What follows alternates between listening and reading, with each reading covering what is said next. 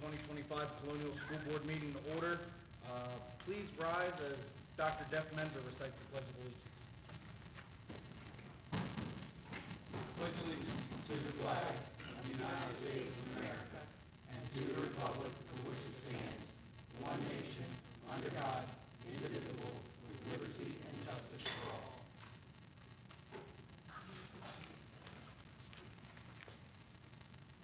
Thank you, Dr. Menzer. All right, with that being done, are there any additions or corrections to the agenda? I have none. All right, no additions or corrections. Looking at the approval of the agenda, do I hear a motion? I move that we approve the agenda as presented. All right, do I hear a second? Second. All right. Motion moved by Mrs. Smith, seconded by Mr. Handy. Are there any questions or comments from the board? I'd like to amend the motion. I'd like to amend the motion to pull out of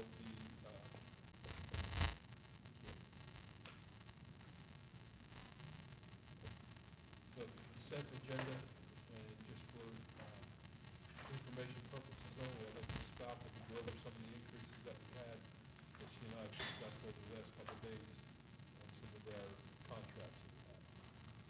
We will, how about we add that to her preliminary budget conversation as a sub-part I'm of, perfectly fine with that. okay, so we'll add that as a 6H topic, just I'll add it to the agenda as a note. So it's not necessarily pulling anything from the consent, you're just asking for specific feedback.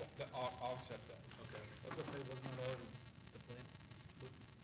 Not with this- No, not with might this not budget, have been. yeah. It's a, with respect to the bids that are in the consent. What's, So we're going to just add to the preliminary budget conversation, just a review of some of the bid pricings that were in the consent agenda.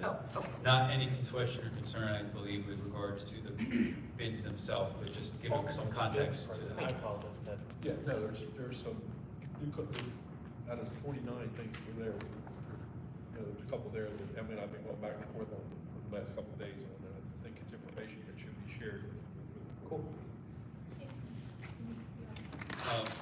Ted, you need I can. There's people on, Yeah. I haven't. Okay, yeah, there's items that are on the preliminary budget that I think need to be brought out so that we can understand some of the rate increases and whatnot that we're seeing for some of our services that we receive from third parties. noted. Okay, so then the motion to approve the agenda is still on the floor. all right, how do I go about then with the, No, there's no modification of the motion As now. long as we're going, and I will agree that as long as we adjust the budget review, it's all covered in there, it's fine, then I'm good with that. okay. All right, so the original motion is still on the board. With that being said, are there any other additional questions or comments from the board? No, hold on one second, please. do you want it to? I want to pull it out so we vote on it only because we still vote on it as part of the consent agenda. If there's questions come up from the board and they don't agree with some of those, we won't be able to take action on it after it's been approved on the consent agenda. So you want to discuss it before the consent agenda? I would accept that as well. I like that idea. Yeah, let's do that. So then, that would come, Right now. no, it would come after public comment. Because we typically have no, public comment is before the board does any action or Agreed. conversation. Agreed. Remember, they moved public comment this past year to be before. But it's still going to be, will still be considered a change to the agenda. So then we will make it agenda item 5B. For the record, Ms. Leary, 5B will be, a Review of the business action items on the consent agenda For outside services. for outside services. I just want to ask for a point of order. There are multiple bids that Mr. Laws is referring to. I think each one that he's questioning needs to be removed separately because otherwise we've got to remove all bids and vote on them separately. Okay, good point. So then we don't have to, if we do that, then we can put it back in the agenda, pull the ones you want to discuss off, and then leave the ones that are okay on, and just keep them in consent, we can move forward. So if you have the ones you want to pull, we'll put them as, at the end, at the Well, end. if we step back and say we discuss them during the consent agenda and ask for the details already there, then we can discuss those ones in particular. My opinion is we can discuss those ones in particular as part of the consent agenda discussion. Are you okay with that? And then pull them if you want to pull them after that. Yes. Okay. Yeah. All right, okay. So we'll have a discussion, and then if the board so chooses to pull certain ones after the And then we discussion. can revert back to change the All right, so then that's, I'm fine with that. so the motion is going to be Still the Approve the same agenda original. as- approved agenda as presented with the addition, no, we're adding we have to add a discussion for consent conversation, Joe, in Robert's rule, or should we leave it? We should. So then we are gonna add a 5B consent agenda discussion, just to cover ourselves. Okay, the problem is 5A is where we move to approve all agenda items. Well, we don't approve it till we vote on it, so. No, I'm sorry, consent, I'm sorry, I was looking at the wrong, go 4B. Okay. It's 4B in public comment. I apologize, you're right, I was Okay. looking at the wrong number. So 4B will be added as consent to review bid items. So that's the modified agenda up for approval. Okay, now I get it. So can we, I guess probably do it, if they get asked for a new motion, or new, All right. first. Do we table the original motion, Ted? No, Or how does that? doesn't pass, right? Just do a second motion, We're approving the agenda and presented with the revision. approving the agenda as presented with revision, so just go ahead.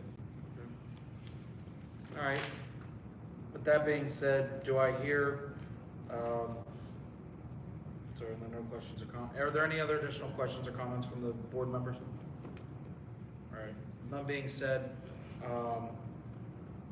all those who approve the motion with the recommended,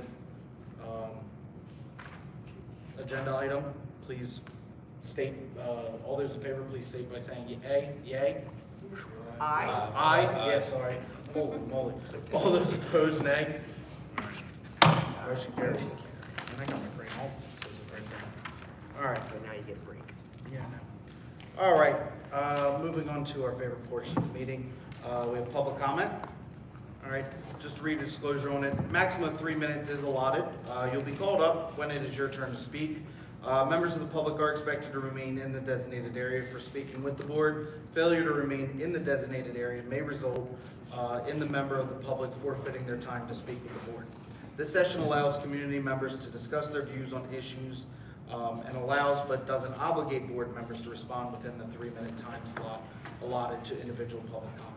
Administrative staff may be identified and asked to provide follow-up on specific questions after the meeting. The responses from the individual board members do not necessarily reflect the Colonial School District Board of Education's official position. The opinions and views shared tonight are those of each individual member. If a member of the public has documents to share with the board, they should indicate as such, and a member of the executive leadership team will collect the documents and disseminate them to the board. Laws protecting the privacy rights of employees and students prohibit board members from engaging in a discussion of any employee's performance or qualifications or confidential matters relating to a student. If a board member violates such statutory rights to privacy, such board member may be exposed to individual liability. Concerns regarding individuals will not be discussed in the open forum. If you have a personal issue regarding your child or children, we will help you set up an appointment with the appropriate persons to address your needs. All right. First one we have is Mr. Carl Witt. You can stay, that's the designated spot today. You're the lone speaker and you're right. I'm the lone speaker. Today you are, yeah. There you So go. the reason I came tonight I'll give you a is, 1-minute warning, just a heads up. pardon me? I'll give you a 1-minute warning, just a heads up. Okay. I'd like some more information on the 7% increase that was levied on top of the referendum increase. And I understand one of the factors that was taken into consideration was at the time that decision was made, you had not received your federal matching funds. So have you received your matching funds? And if so, what impact is that going to have on reevaluating that 7% increase? Thank you. So great question. If you're able to stick around for the tax rate presentation, it's going to be, your answer is going to be in that I presentation. figured I'd put the cart before the horse with that. But no, fair question, and we would be glad to answer it tonight during the conversation. So thank you. Thank you for being here, by the way. Yes. All right. Thank you very much, Mr. Witt. And then moving on to 4B, because usually we pause and let all the students and staff go home, but it doesn't seem like they're here. So, Still kind of. yeah. So we're gonna move over to 4B, which is the discussion of the bid proposals. Mr. Laws, I think Yep. the floor is yours to start. Yeah, I'm loading up the email. There were some questions that I had with Ms. Falcon earlier this week in regards to some of the staffing information that we received for part of the contracts. So I'm trying to open up the email so I can point to the ones specifically. But ones were from some temporary services that we had, such as Kelly, and just a couple that are here, Noor, Pass, and Pritchett, and some of those increases that we got for this new contract. So Emily, if you want to start off. Thank you, Mr. Laws. Need to put you on the spot. So the renewals that Mr. Laws is talking about are contracts that we've put out for competitive bid, and there's a renewal process. Part of that renewal process is the vendor can ask for increases to their cost basis over time, because these are multi-year contracts that can be renewed for up to sometimes 5-6 years. So some of the vendors that are under contract and have received a bid award in the past submitted rate increases. Some of them were, some of the numbers, a 29% increase for all services. One vendor had a range of increase between 3% and 82% that we would, that they were requesting. Another vendor had 2% to 11.5%. And Mr. Laws was questioning those percentages. I did advise him that because of our staffing situation and the trouble that we've had keeping consistent contractors in place, we have kept a number of vendors under contract without necessarily giving them any actual services. So they're under contract, meaning if we need to use them, we don't have to worry about a procurement threshold to go over a certain dollar amount, which we're obligated to stay under these thresholds by law. Having them on this bid allows us to utilize their contract for whatever services we might need without having to worry about that procurement threshold, but it doesn't guarantee that we're actually going to use their services. So some of the vendors that he mentioned, we haven't actually used in the past. They're just sort of, they stay on the books because we have run into situations where the vendors that we've utilized in the last couple of years, hey, we can't find anybody right now to fill that psychology vacancy that you're looking for.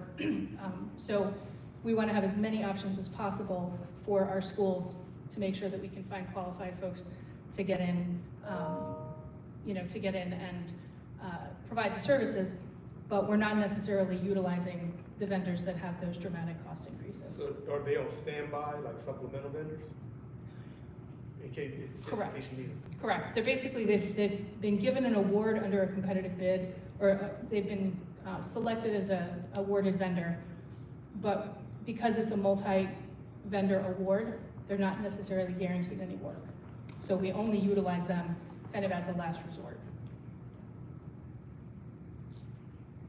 Yeah, because, and Emily, and I asked her this morning, and she gave it to me this afternoon, is for some of these different increases that we had, like she said, range anywhere from 1.29% And the one that shocked me more than anything else was the 82%, but Emily's telling me we're not using those people, so, okay. But yeah, we had those items that were on there, and I just thought that those increases that we have on there was information that the board should know, and be aware of. So we can be transparent with that with the public as well, too. Also, too, one of our items that we'll see on the review earlier is our transportation costs. And I was surprised to find out that the transportation cost was not as a result of fuel costs. It was more of the items that Emily's telling me is some of the other runs that we have to do that we're required to do by law. But if you just touch on that real quick, on those, if you wouldn't mind. Yeah. Sure. Can I just ask for clarification? Is that a bid in the consent? That's a preliminary budget, is it? It's actually part of the budget variance report. Oh, the budget So variance. we can talk about that one there. The then. budget variance report, okay. Yeah. Got it, So we can talk that one there, just All don't right. forget. got it. Okay, all right. So- So thank you, Emily, I appreciate it. Sure. Did you want me to address the transportation? You part? can if you like to. If you want to do it during the budget report, you can do it then, which is easy. I'll just cover it now since it's not Okay. really part of my presentation. The cost driver for transportation over the last couple of years has been related to our homeless, the transportation of our homeless students.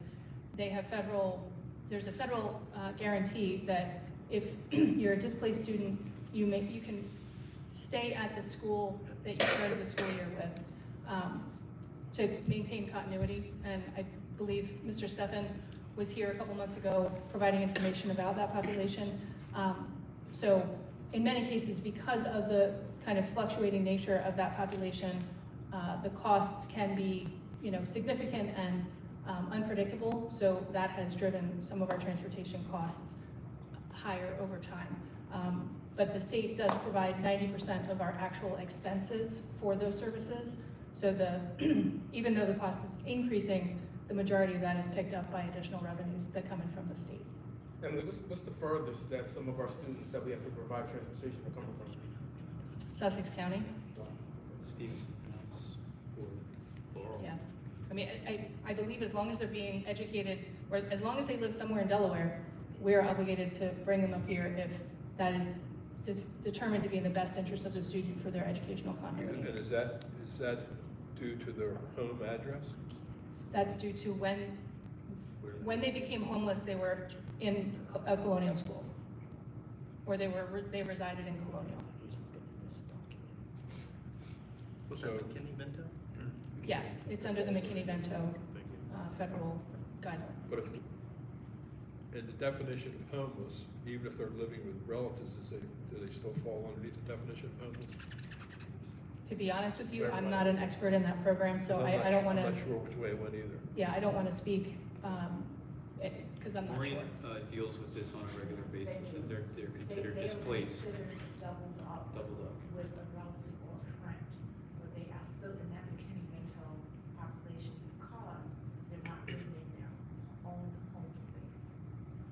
So yes, they are still considered under that umbrella. So for anyone online, Ms. Maureen Leary indicated that anyone who is considered doubled up or living with family that doesn't have their own home space is considered displaced or homeless under McKinney-Vento. And that's federal law, That is federal law, correct? just to make sure everybody's aware that that is the federal law. Okay. Thank you. It's good information. That's everything for you, Ted? Yep. Thank you for bringing that Well, up for us. I had it all, but I want to make sure everybody else had it. Emily and I had lengthy conversations about it. Well, thank you very much. Thank you, Emily, for answering that. All right, so moving on from 4B, moving over to item number 5. So the next agenda item is the consent agenda. The items listed under the consent agenda have gone through board review, including documentation concerning these items that have been provided to all board members and the public in advance. Items in the consent agenda generally include routine personnel and business office actions and updates, as well as approval of previous meeting minutes and education-related items such as choice and student placements. With that being said, do I hear a motion? I move that we approve all consent agenda items as presented. Do I hear a second? Second. All right. And as moved by Dr. Dorsey and seconded by Mrs. Breeding, are there any questions or comments from the board? All right, no questions or comments. All those in favor, please signify by saying aye. Aye. All those opposed, nay. Motion carries. All right, next up on the agenda is updates and action items. Pass it over to Dr. Menzer. The first item is 6A. We're asking the board to approve the termination of employee 26-101 as discussed in executive session. All right, do I hear a motion? So moved. Could you do me a favor, Mr. Lowell, and state just the whole thing for me?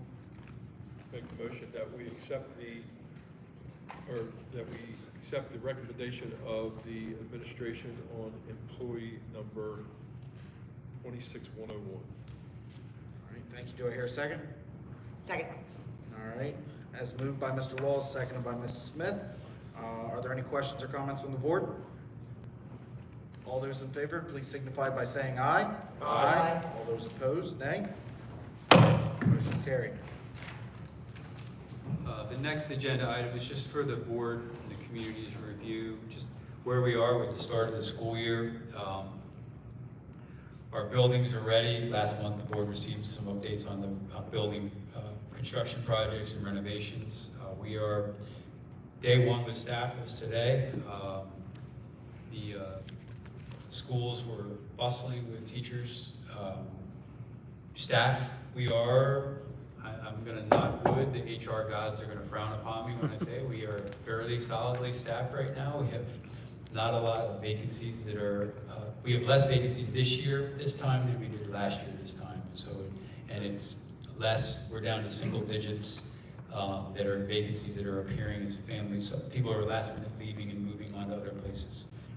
We still do have some hard to fill vacancies that are filled with long-term substitutes or long-term teacher residents that are known quantities who've been with us for a while, who've been doing that job and are in the process of getting their certification. So we're firm on that. But we're feeling good about our staffing, both in the paraeducator world, teacher world, transportation, nutrition services, and our custodial and maintenance staff. Probably the biggest thing that the community and the board should be aware of is the new student information system, Infinite Campus. It's basically the one-stop shop for families for everything they need to know about what their child in school, their schedule, their grades, their health records, their discipline records, their attendance, you name it, it's in there. It's a one-stop portal for you versus home access before was just grades. Now it's one-stop and there's a lot of resources in Infinite Campus. We are in the wave 2 phase of this. There have been other schools that have done it last year, and by all accounts, the parents who utilized it and the students who utilized it love it. It's very accessible and it's a intuitive tool for supporting students and families. The back of the house side of that is not so glitzy and glamorous and easy.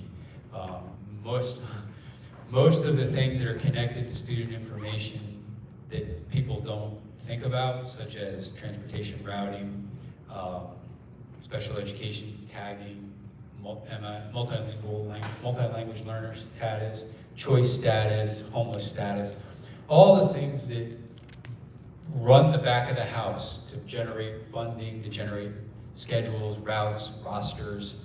That's not as clean in this new process with the new system.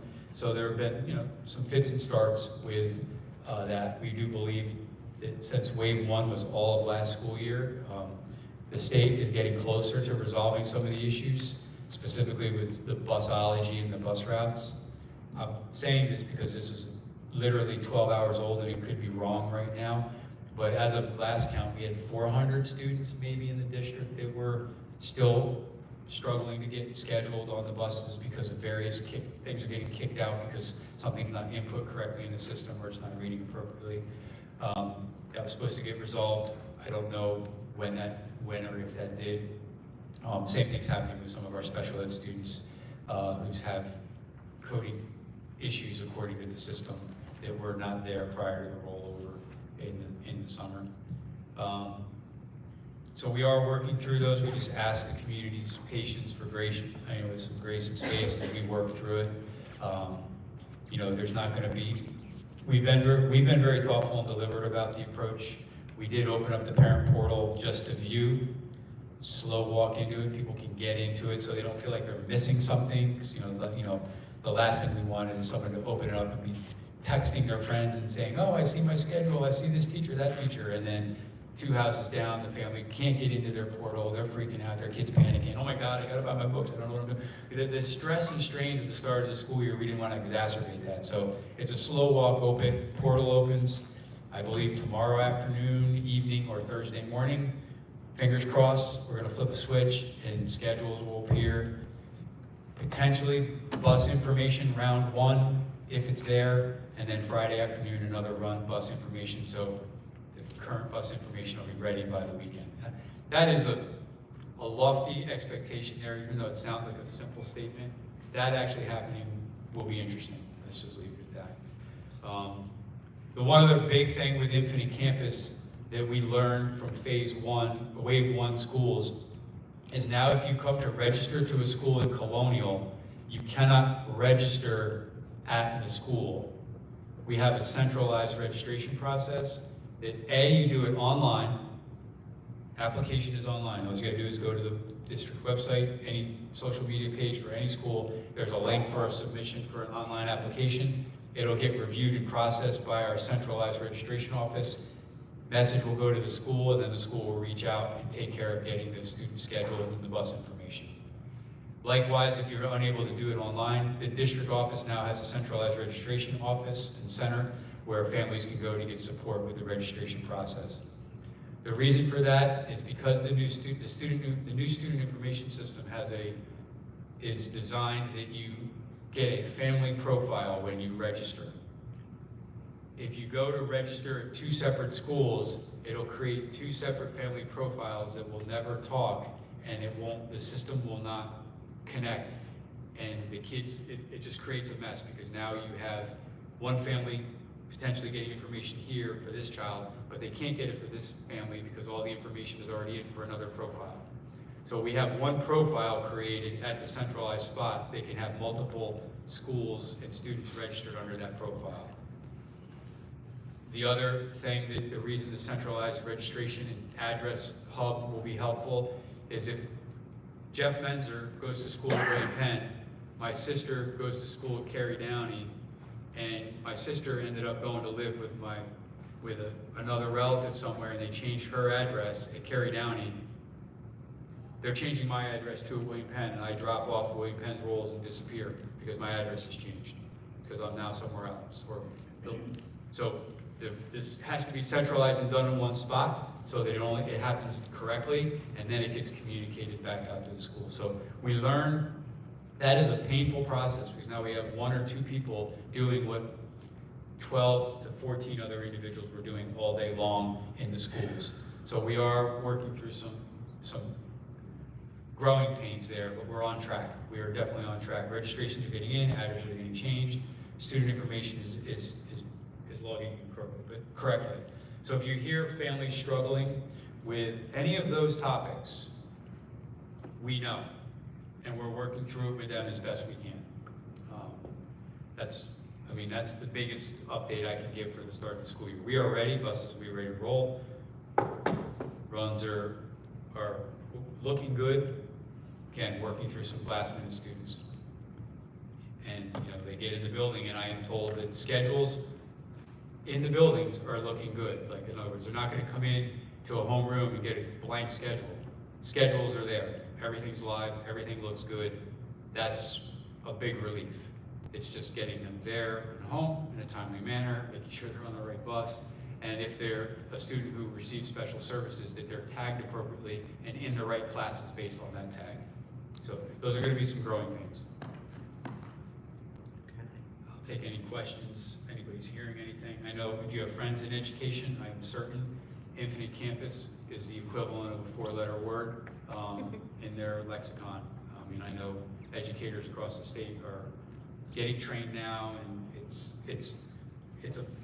to be expected when you bring a new information system in,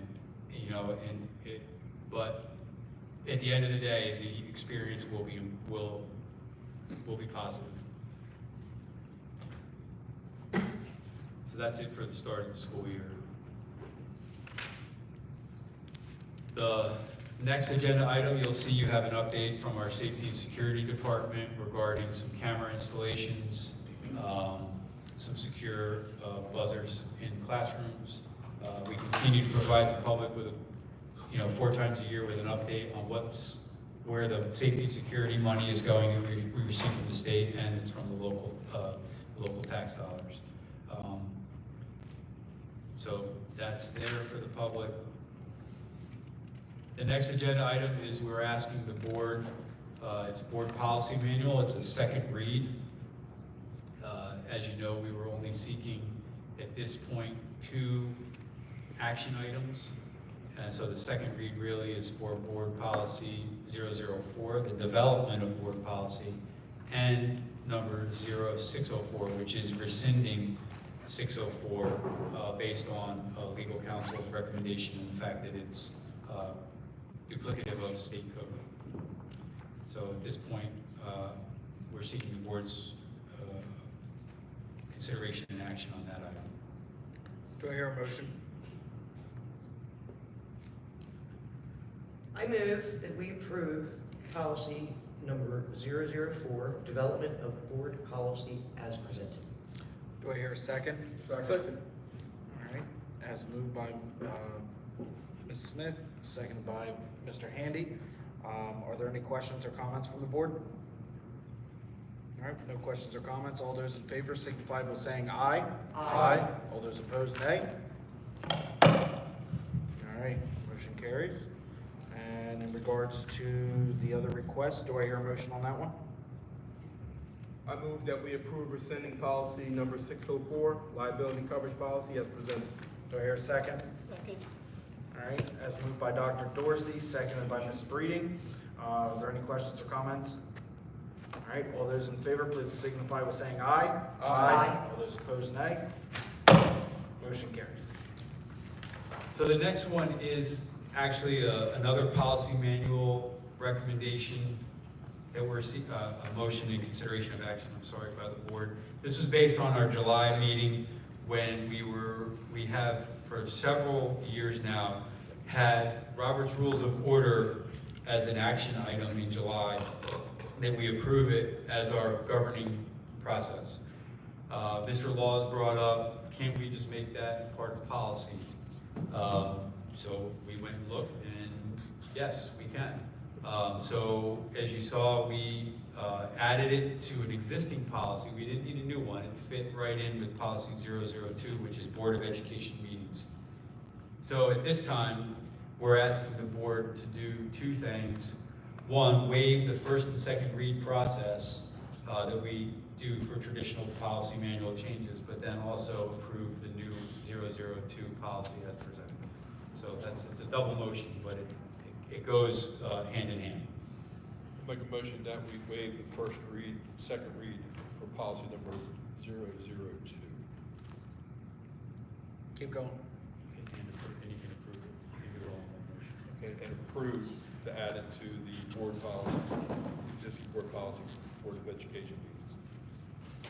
All right, do I hear a second? Second.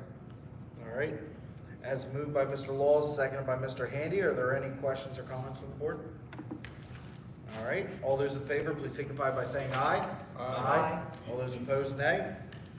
Motion carries. Thank you, Mr. Laws. Okay, next agenda item is a board member resignation and filling board vacancy for District G.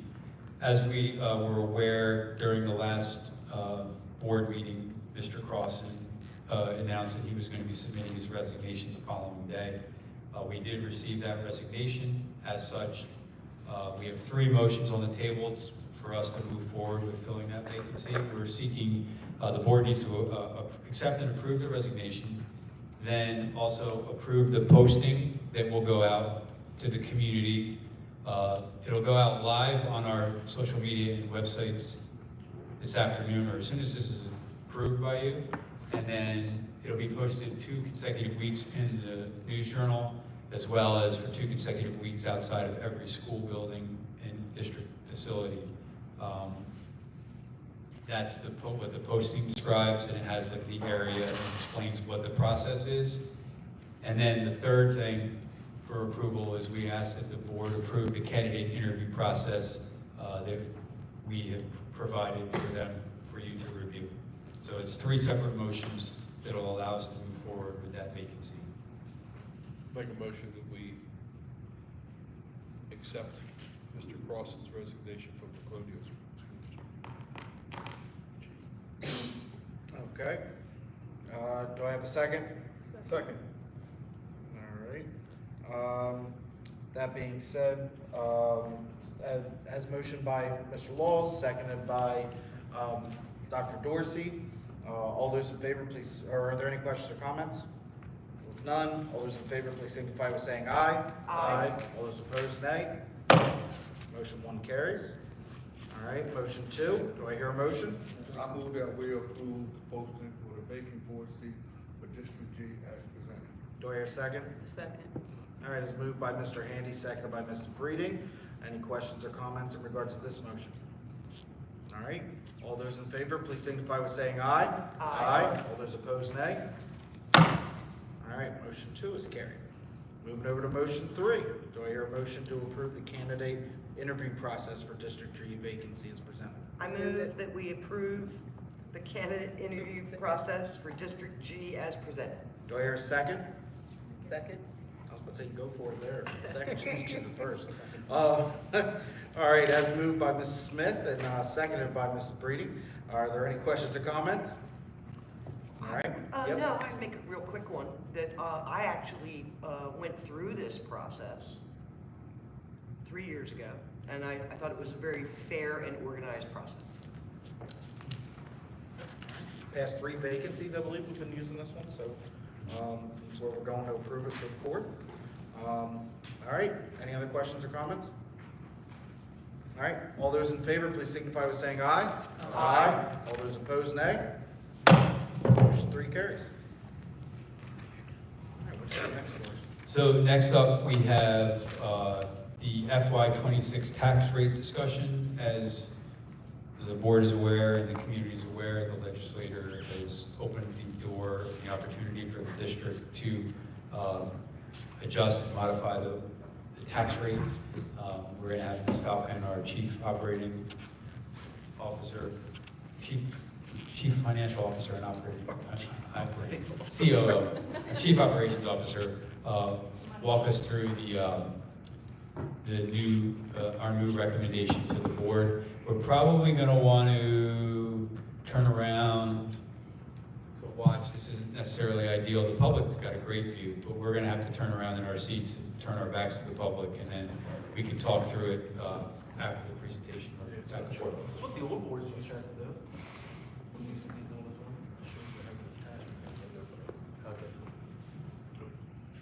All right, can everybody hear me? Is this picking up the mic okay? All right. So yes, this is part 3 of our tax rate process for the year. Normally we get this done in one board meeting, but because of the reassessment, we're now on month 3. Next slide for me. So I'm going to start the way I started last month. What we know now. As Dr. Menzer said, the General Assembly met last week. Because of the outcry that we saw after the bills were generated by Newcastle County. The analysis of the assessment data, not just Colonials, but countywide, showed that there was a significant shift in the tax burden that was being borne by the residential side of the ledger versus the non-residential side of the ledger. And I may switch back and forth between using the term non-residential and commercial. If I say commercial, I mean it as an all-encompassing reference to non-residential, just as a point of reference. So Newcastle County, City of Newcastle, and the City of Wilmington were all able to implement split tax rates for this fiscal year to account for this shift. School districts, as it says, did not have the authority to implement the rate split when I brought this forward last month. So the General Assembly convened a special session on August 12th, which was our normally scheduled board meeting, so we bumped it back a week. Next slide. So what did they do? They passed 7 different pieces of legislation. 3 of them offer direct relief in some way to taxpayers. The other 4, as it says there, are really looking to address more of the process and some of the, the technical questions around, kind of how we got here, how this happened. The other thing that was very clear, I was in attendance for the entirety of Tuesday's session, and it was very clear that lawmakers recognized that the action that they took on Tuesday was the start and a short-term solution to what needs more comprehensive and long-term reforms to really address the underlying root causes of why, why there was this shift and how we can avoid it in the future. So just going through really quickly the legislative action that was aimed at taxpayers. House Bill 242 is what allowed us to split the rates. House Bill 241 authorizes payment plans for any taxpayer who, statewide, whose bill is increasing by more than $300. By entering into a payment plan, they can avoid late fees, interest, and penalties as long as they stay compliant with the payment plan. And then House Bill 240 allows residents who have an appeal pending and wind up overpaying because that appeal winds up being successful, rather than having credit issued on their account, if their funds overpaid is more than $50, they can request to have that money refunded by Newcastle County, and this applies to both county and school taxes. So those are the 3 bills that were really aimed at taxpayer relief. I'm not going to summarize the other 4 process bills. They're available on the General Assembly website if anybody's interested, but they're a little less germane to our action this evening. So if we look at splitting the rate, as I mentioned, this shift between commercial and residential properties moved the needle by about 10%. In Colonial, that accounts for $1.6 billion of property value. And that $1.6 billion under the old tax rate was worth about $8.7 million in revenue to the district. So in addition to the referendum increase, and in addition to the 7% that the board approved last month, an additional $8 million of the overall revenue that Colonial needs to generate was shifted to residential taxpayers. And obviously commercial properties went down by that amount. So the recommendation that I'm providing tonight restores that burden balance. We are sticking as closely to the methodology and the kind of categorical breakdown that Newcastle County utilized. They included properties classified as farmland on the residential side of the split. So farmland and residential properties are considered residential, and all of the other categories, which includes apartments, industrial, utilities, and commercial, are all on the commercial or non-residential side of the ledger. So the recommendation is really to restore the 52.6% revenue or tax burden split to the residential side of the house. Yes, Just to Mr. be Lynch. clear, last year's split was 52.6%, and That's that's what correct. you're recommending now. That is correct.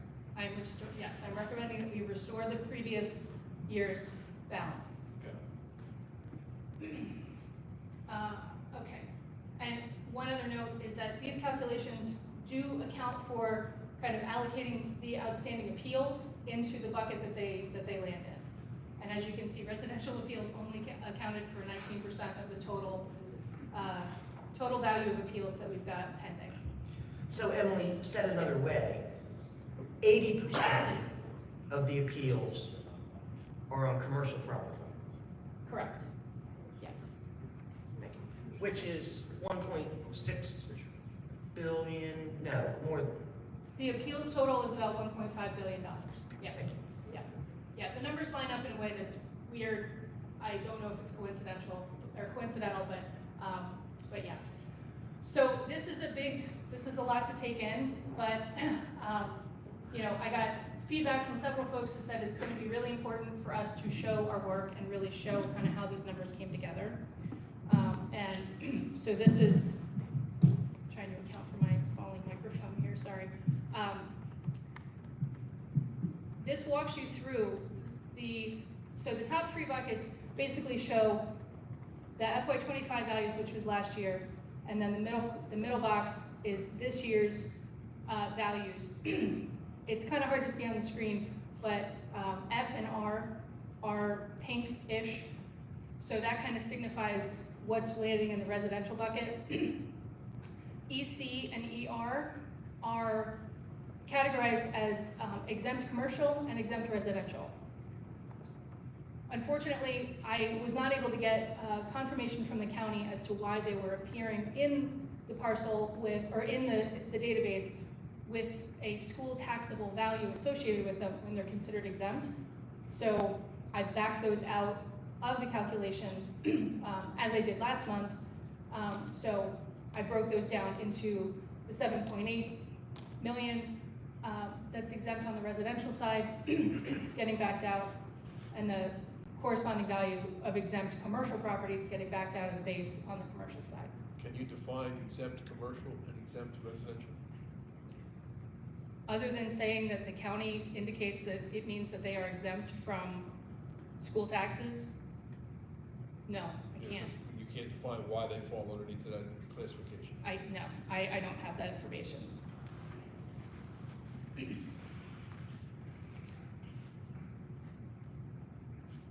So this basically just shows the shift in the tax burden, the box all the way to the top right there, really just shows by category how the shift occurred from last year's values to this year's values.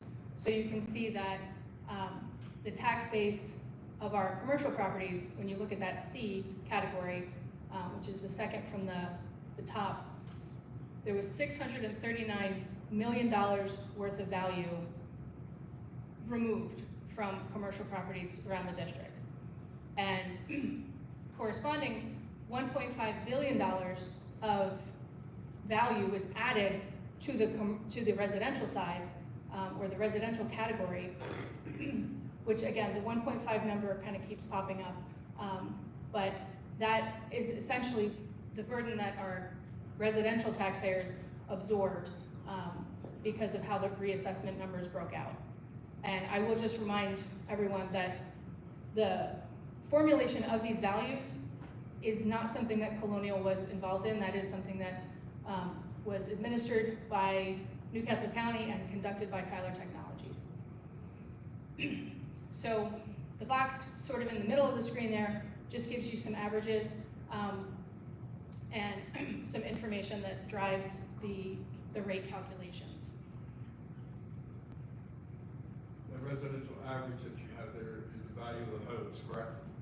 That's correct. The residential average basically takes the total value of the tax base divided by the number of parcels of residential property to give you the average value of a colonial home.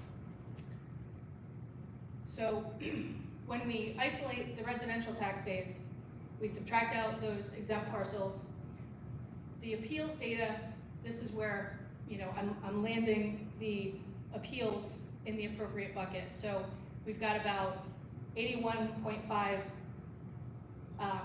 million worth of residential or farmland properties that have been appealed. If there was a value that was being requested, that entire requested value has been removed.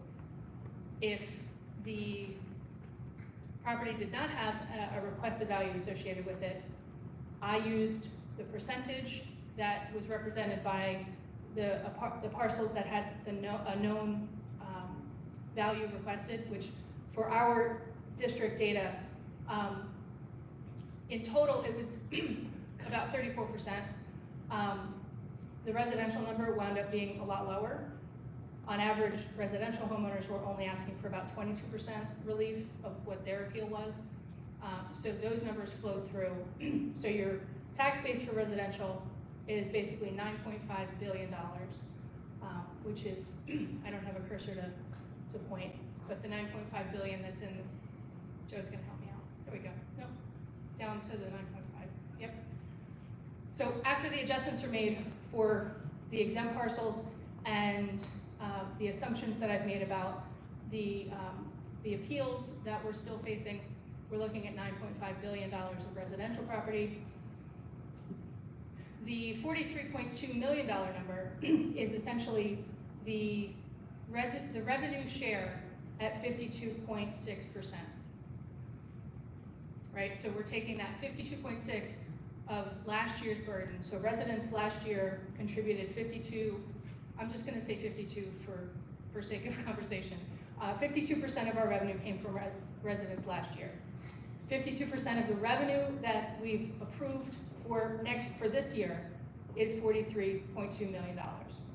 So that's essentially the residential share at last year's burden. The rate that gets calculated when you take that revenue and that tax base is 0.45320, which is a decrease in the rate of roughly 10 cents.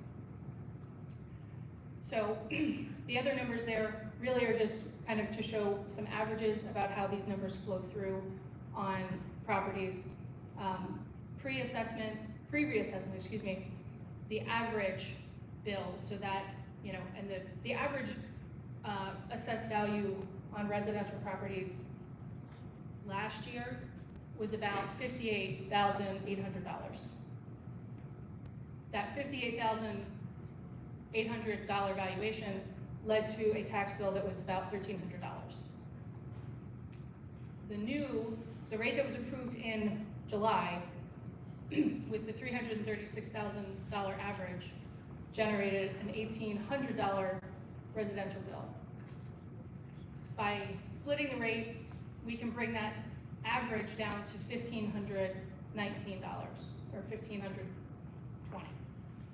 So there's about $334 of savings on average that we are able to bring the residential bills down by moving that tax burden back onto the commercial side and kind of resetting the residential rate where it was last year.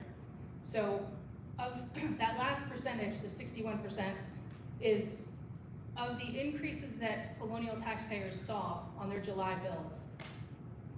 Splitting the rate will save 61% of that increase. So it will bring the number down on average by that number. And then The increase, not the overall bill. correct.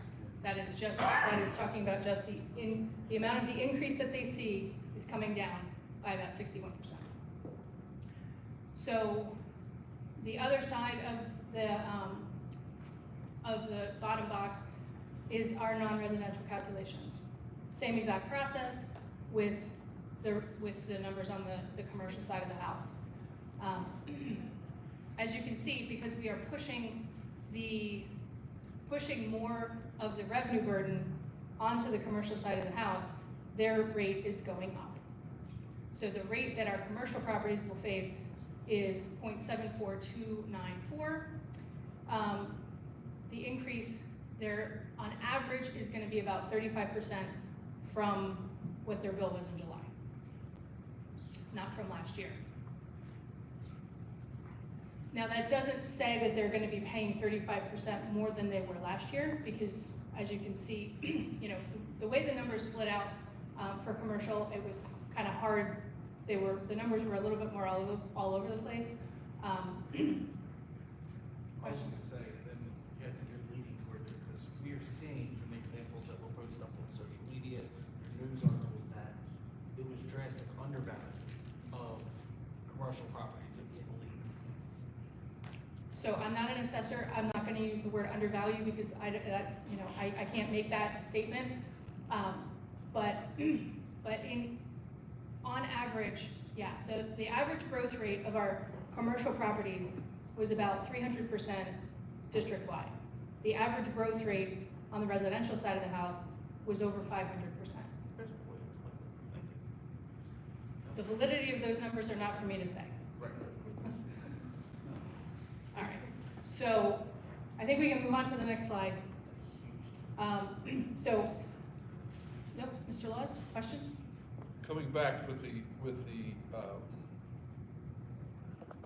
items that were dealt with in the special session, we were allowed to increase the split for non-residential, as you put it, by more than 2% of the residential rate. Is that saying it correctly? The commercial rate could be no more than 2 times the residential rate.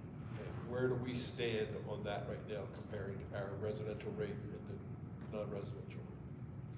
Our, it's about 1.64% high. The commercial rate is about 1.64% higher than the residential rate. And we can only go to 2%. Correct. So this detail basically just breaks down for information the fact that the 0.4523 and the 0.74, pardon me if I don't go to all 5 decimal places, but the new split rates, the totals are what I mentioned on the previous slide. This is how the components of the tax rate break out in each category.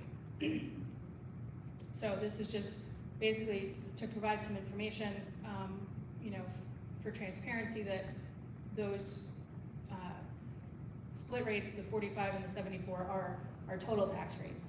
Emily, did you adjust only the operating rate, or did you touch tuition, debt service, and match tax? So all of them are adjusted. Okay, Yes, all of them are adjusted. thank you.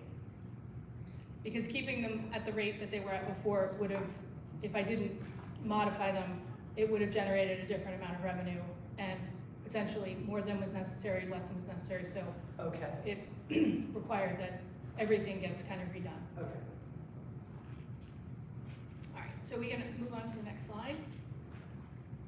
So this is the slide that this is the 3rd month, I believe, that this slide has been shown.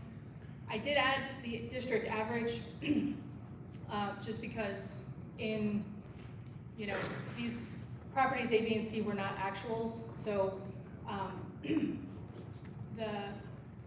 you can see how the split rate is, in some cases, bringing people from having an increase to now they're actually going to be receiving, they're going to be on the decrease side of the house.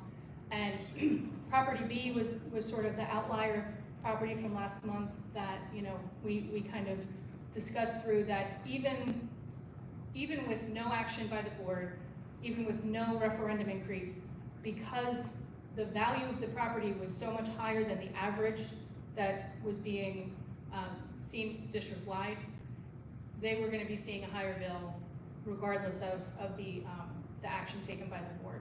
So you can see that number, basically we're able to eliminate almost half of the increase that taxpayer saw.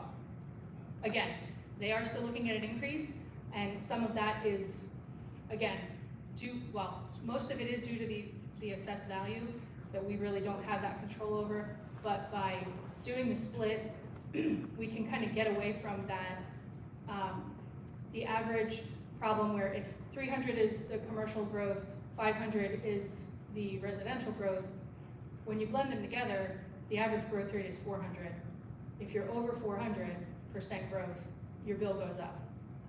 So by moving the split or moving the rates, we can reset, and now you've got to be at 500 or above, so you really have to be above average for residential to see your bill increase significantly without factoring in the referendum and the 7%. Yeah, I mean, first of all, thank you very much for putting this all together. I know you did a lot of work on doing this, but I believe that there should be a column D on here, and I'm going to talk more on the southern end of the district, which I have. A lot of the homes down around the canal area, both below and above, I believe are being affected by the growth that's going on in the Appoquinimink School District and the value of those homes. I'll just use one chart that I showed you. The majority of the properties on that one road are average more around $600,000 range of what they do with a 385 or 145 or 127. And we have some properties north of the canal and some of the newer developments there are even higher than that. I didn't do a quick look at those. So how could you take that into effect, or did you take that growth into effect district-wide? So that's part of the limitation of the process that we undergo. I can't change assessed values. I understand that. Right. I'd ask you to change that, but what I'm saying is, that average that goes up there, were you able to capture that growth? The average is all residential parcels averaged together. So it accounts for the southern end of the district where, where you're talking about, it accounts for the northern end of the district, where we've got an older housing stock, all that stuff. It is basically taking the entirety of the residential tax base and dividing it by the number of residential properties that we have.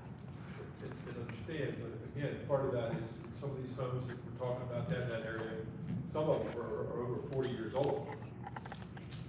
And they're getting classified along with new ones and coming into some of that break, into some of those rates. And a lot of those properties down there, and I know it's a part of the assessment, there's nothing we can do about it, but they don't get any county services.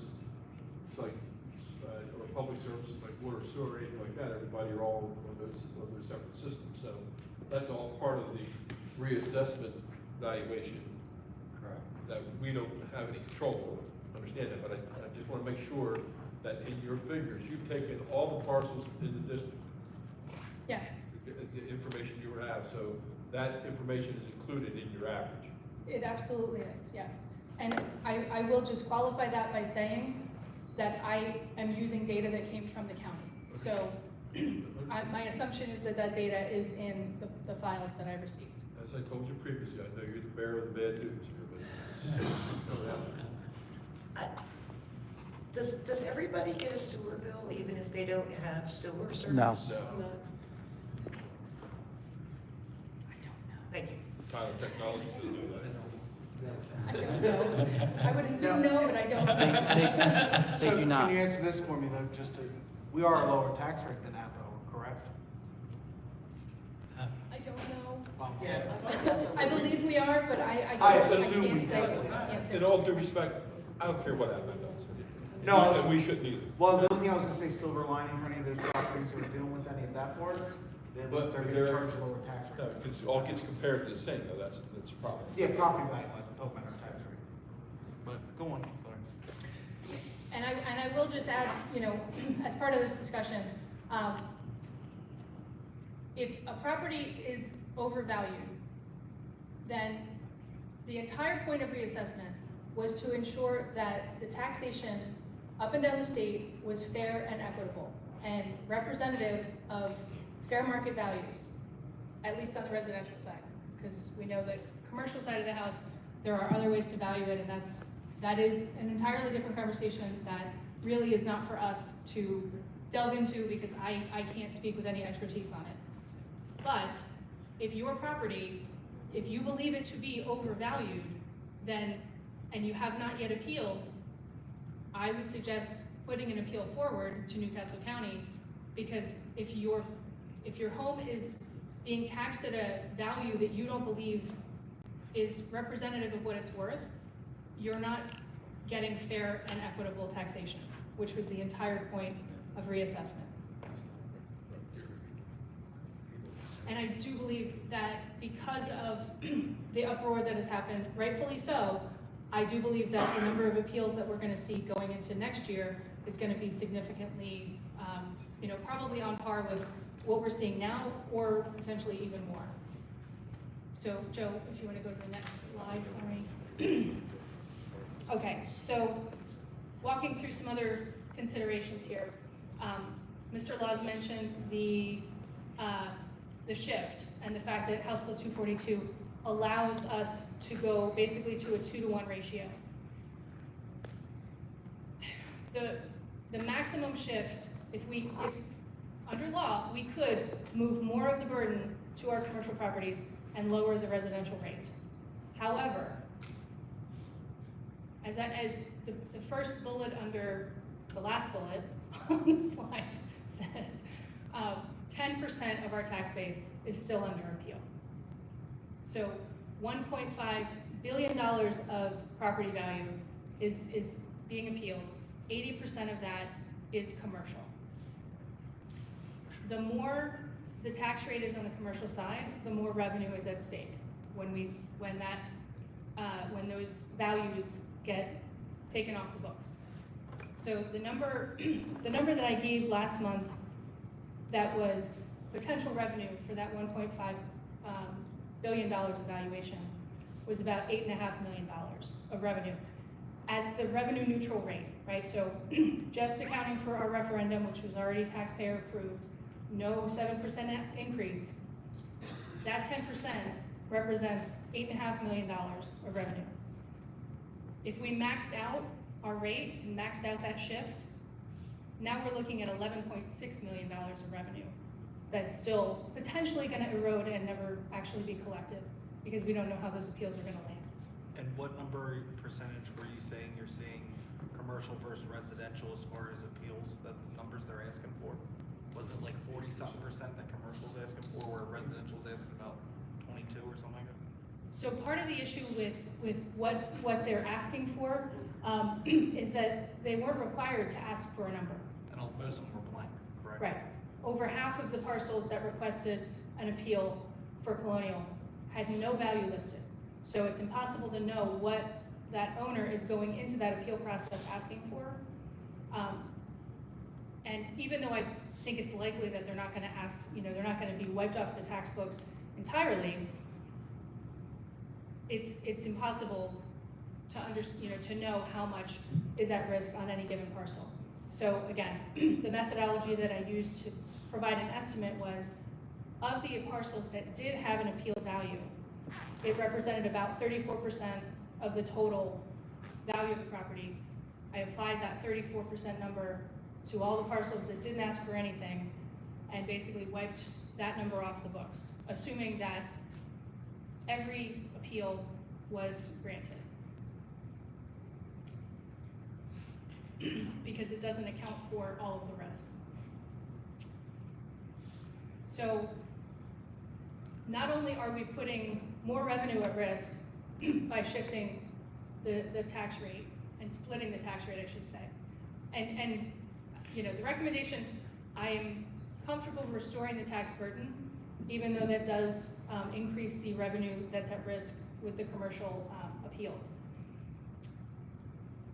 But I think that goes into the conversation around the 7%, because the risk factor for how much of that tax base is going to erode away and how much that number is going to come down is now not as much in our favor as it was last month.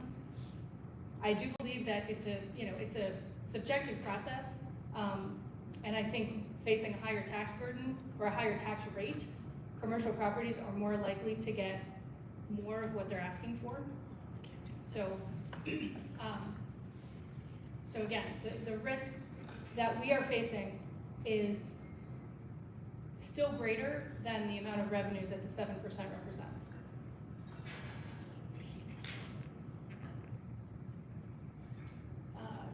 Next slide. Okay. So revenue adjustments. Again, we could bring the rate down for residential even further if we backed off on some of the 7%. Again, the $3.2 million, the referendum increase was advertised at $3.2 million. The share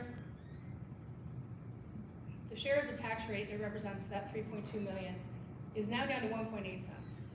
It was 2.2 in July, now it's 1.8 on the residential rate, right? And the 7% is 2.9 cents of the residential rate. So the 3.2 million and that 1.8 cents is there for information only. That's part of what is considered revenue neutral. It was approved by the taxpayers, and there could be a legal argument made that we can't actually go lower than that. The 7% adds about 5.3 million in expected revenue to our expected revenue. Again, I'm going to say expected. That's additional revenue, correct? That is additional revenue. But I'm going to remind everybody that the amount of money that we are risking in revenue on appeals, 11.5. well, it could have been 11.5 if we maxed out the rate. It's over $10 million. If everything that's under appeal winds up getting wiped out, it's up to $10 million. So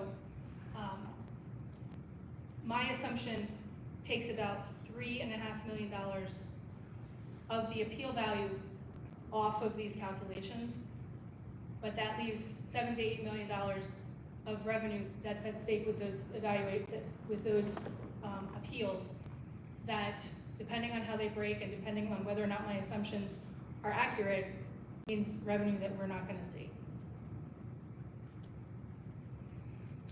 So if we take the number down, the appeals are still there, right? So the 3.2 million that we generated from the referendum could completely go away, and we wind up being less than revenue neutral because the appeals would erode the tax base even further than these calculations represent.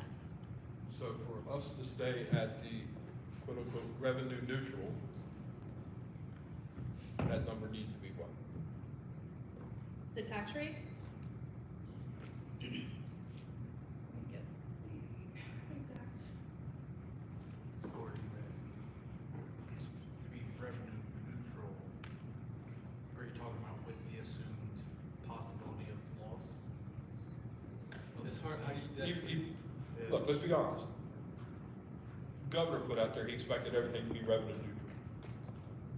Okay, so that's what's out there.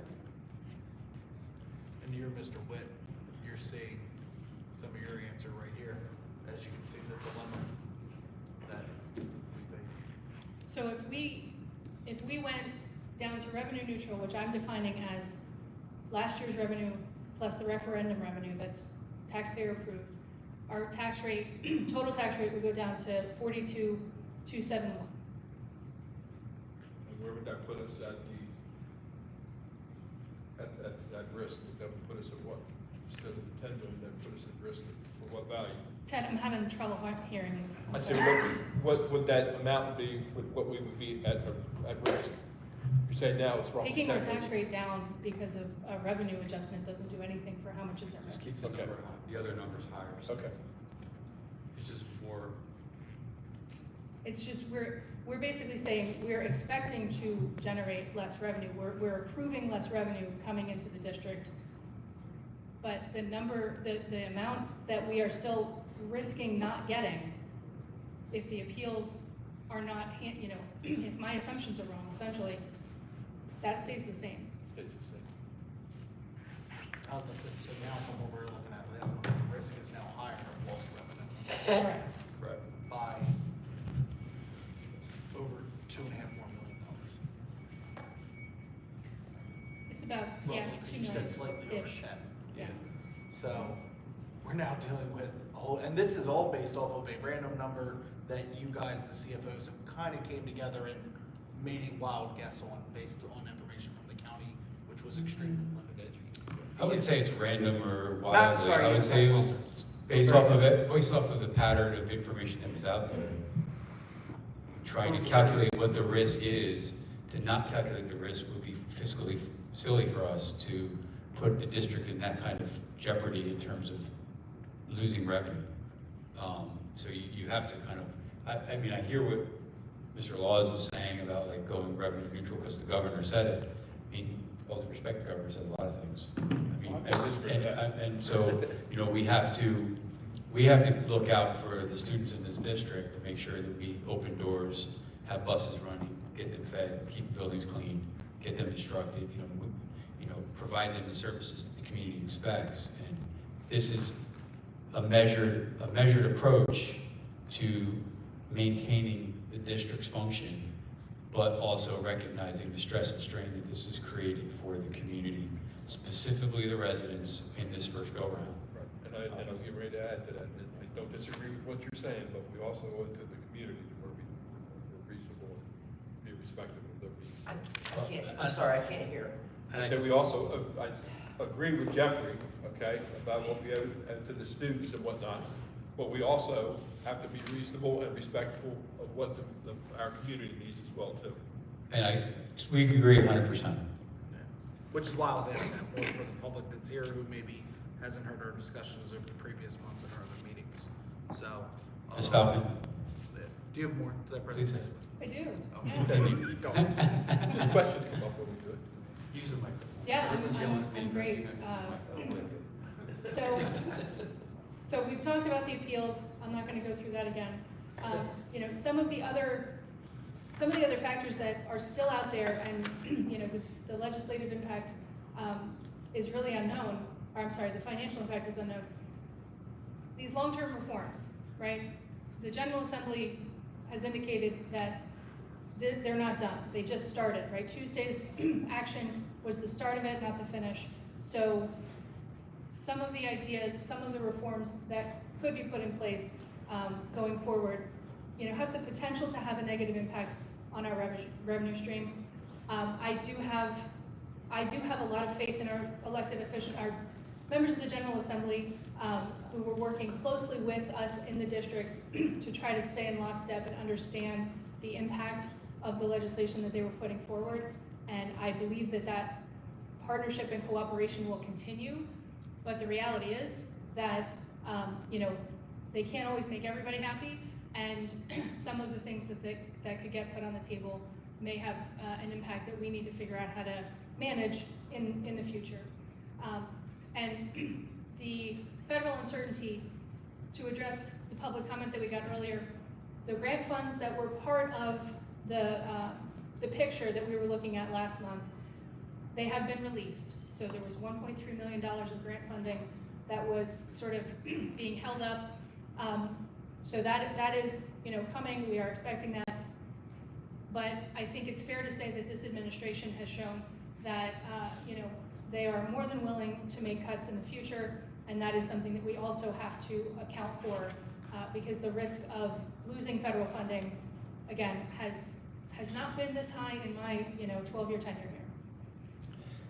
Ms. Falcon, can I ask you to comment as well on not just future funds, but don't we continue to still have to demonstrate or provide documentation for funds previously expended and secured with our ESSER 3 spend down in terms of we had, I believe we submitted a plan to pay Yep. for some recovery learning materials that were totaling somewhere around 1.3 million that the federal government is saying that now we are being told that that was not appropriate use of the money and that that money is some staged jeopardy.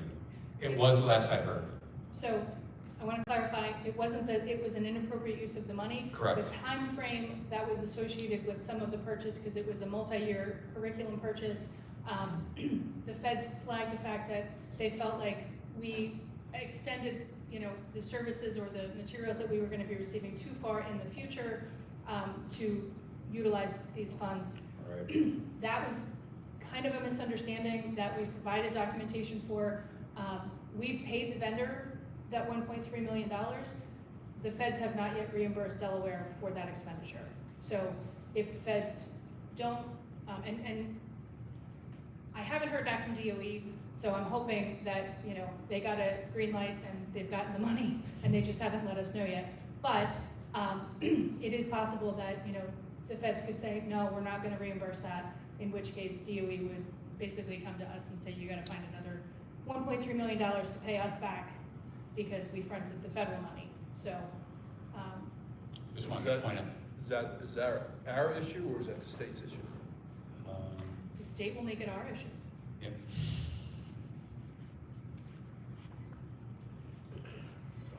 Just raise the goals before we Emily, I feel like you said something in an earlier conversation about Colonial being unique in terms of something with the commercial value of the property, as opposed to Red Clay, Christina, Brandywine. I believe what you might be referencing is the magnitude of what the appeals look like in Colonial. Okay. So the composition of the districts around the county is different. Christina and Colonial have the most similar footprint in terms of how the categories break down. Red Clay and Brandywine have similar breakdowns. They have more residential, less commercial and industrial properties, but they're relatively similar. Appoquinimink has almost no commercial or industrial properties. So if you just look at the 4 northern districts, our appeals account for 10% of our tax base. Even the Newcastle County VOTEC average is just over 4%. Brandywine's is 2%. Christina's, with a similar footprint as ours and just as much commercial and industrial as our district, their appeal rate was only 2.5%. And Red Clay's was, I think, 1% and change. So we have by far the most property that has been appealed in terms of the aggregate value that it represents of our tax base. And it's safe to say that we also face the biggest monetary risk as opposed to those other school districts.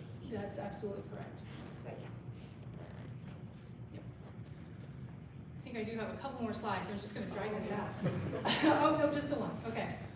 So I am asking, obviously, for board approval on the recommended rate split again, that is restoring the tax burden to where it was pre-reassessment, excuse me. Once I have that approval, goes to Newcastle County, and under House Bill 242, the deadline for tax payments is extended out to November 30th. And then, again, I do plan to work with Mr. Phillips to get a calculator tool up on our website for taxpayers to get more information on how the new split rate will impact their parcel or their tax bill directly, so that they don't have to wait for a new bill to come through the county to get that information. We're also going to add information on the other, letting folks know that you can get a payment plan if you still have a bill that's over 300. You can get a refund, or if you need to, just to make sure that our community is aware of all of the avenues of relief that they have available to them. A homeowner will need to register for that payment plan, or can they do it Yes. automatically? All of it's going to be pointing them to Newcastle County because they have to define that process. Right. But it's just making sure that they're aware that these are even available. Because a lot of folks that we Sure, speak they with, send out the new tax, when they send out the new tax bill, they probably have that information. I would hope they would. Oh, I won't hold my breath. But what we also included in that would be some of the things that we heard on the calls from the community when we spoke to them, not knowing that there was a way to file an appeal, not knowing that there was this exemption or that exemption, like trying to educate the community, providing a one-stop shop, driving them to the resources to help them understand what's at their disposal for the next. On the website. On our website will drive them, good, yes. So I believe that is it. I think I've got a question slide, but that's it. Before we go through and ask for a motion, do we have any other questions or comments from the board? We'll start by going down the line. Mr. Handy? No, sir. Ms. Brady? No. Ms. Smith? Thank you. Mr. Laws? Well, the only comments that I had, I've had this conversation with Emily earlier this evening, is I wish we'd have been able to go and split more toward the non-residential, as she puts it. Because I think that there's an amount of risk that we have to do overall. And it's just that we're pushing that risk, personally feel, that we're pushing it more onto the residential side versus the non-residential. That's only my opinion. Dr. Dorsey? No questions, but I do want to make a statement, I prepared a statement that I'd like to share for publicly, and make sure I go on record stating this statement. Can everyone hear me? Yes, sir. I don't know if microphones. It's working. You're good. All right, so I'm gonna make a statement, because I feel as though I may have a conflict of interest or feel a certain way. So as a member of the Colonial School Board, I'm committed to upholding the highest standard of transparency and integrity. While I am a residential taxpayer who supports the motion before the board, I also own and operate a childcare business within the Colonial School District on which I pay property taxes and where I'm currently able to provide reasonable prices for childcare services to colonial families. Because of this unique circumstance, I want to ensure that there is no perception that my vote could be connected in any way to any personal monetary gain from my colonial families and their taxpayers. For this reason, I've made a decision that I'm going to abstain from this vote in order to preserve public trust and avoid the appearance of conflict of interest or any possible personal gains, while continuing to fully support the families and students of the Colonial School District. Thank you, Dr. Dorsey. And for myself, just also to the public, you may not see a lot of questions asked by some of these board members, also because I'm so thankful for the team that we have, where they have been in constant contact with us as things are going on and trying to simplify things and explanations to us over the 3-4 months when this has been discussed, and especially with the special legislative session that happened, in constant contact with Dr. Menzer, Emily, with everything that's going on. So there's a lot of background that the public does not see, and there's a lot of caring and requests for information as much as we possibly can to make sure we are representing the public that elected us. So we just want to let you guys know that we live here as well. We know what's going on. This is tough situations, and we thank you for your understanding. We're always here to answer your questions. Just like as you heard, the admin was answering back every single person who was calling into that office with requests and giving them all the answers that they possibly could give, that they had the knowledge of. So I just wanted to commend, our staff here and then the Board of Education as well for dealing with this situation that has a lot of unanswered questions that we still are forced to make decisions for. So I thank you guys for that.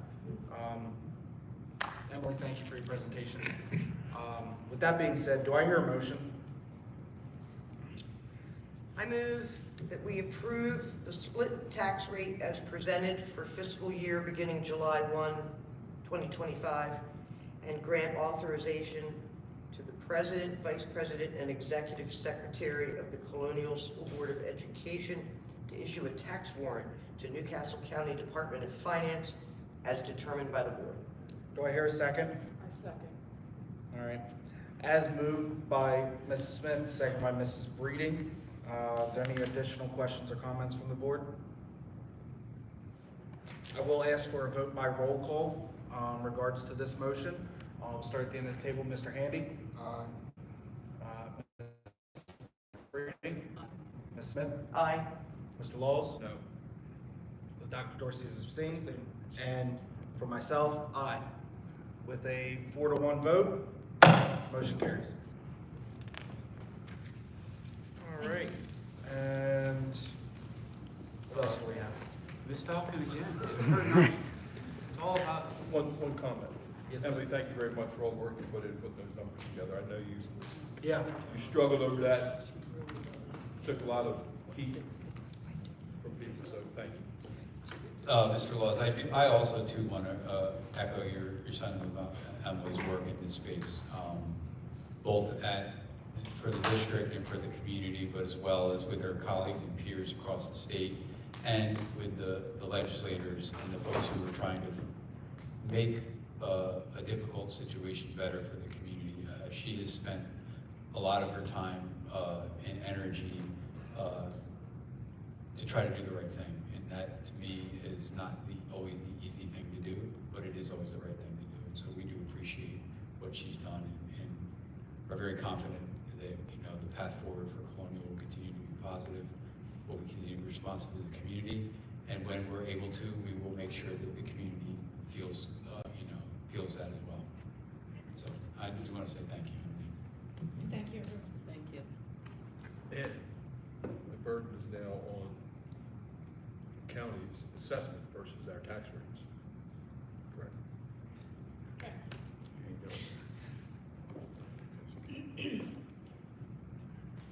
Give us your fun money presentation.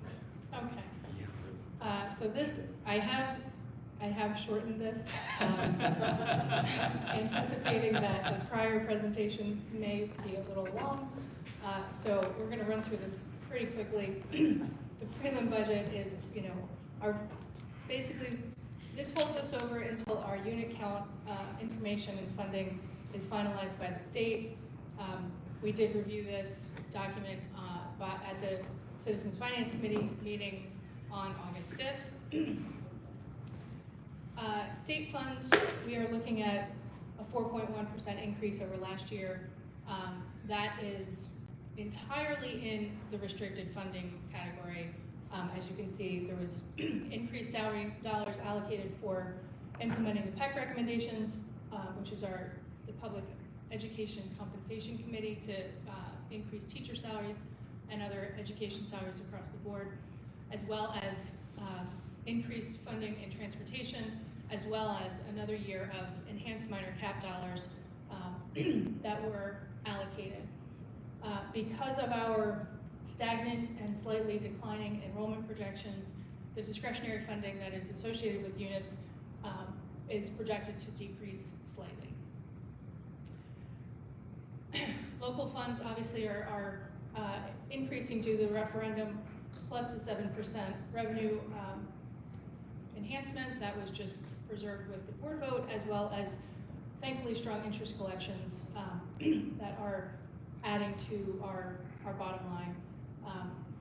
Federal receipts, looking at an increase of just under 1%, but those numbers may fluctuate because as of when this was presented, the title funds were still held, so I didn't have those amounts to include. So there might be some slight fluctuation in the final budget on those numbers. As has been my practice for the last couple of years, I have started out all of our discretionary budgets, except for those that have known cost drivers associated with them, at 75% of last year's budget. This really, because we don't set the final budget until almost halfway through the fiscal year, it really does give me the flexibility to manage things as I'm finalizing those numbers. And it's a lot easier from a management standpoint or an administrative standpoint to be able to allocate more money in the middle of the year versus saying, I gotta claw money back, you got too much, so now I'm gonna have to reduce halfway through the year. So keeping that construct in place as a good way to keep the budget numbers as manageable and flexible as possible. The restricted budgets, again, if I have a reasonable projection as to where the numbers are going to land, I did set them based on the allocations and what the expected spending is.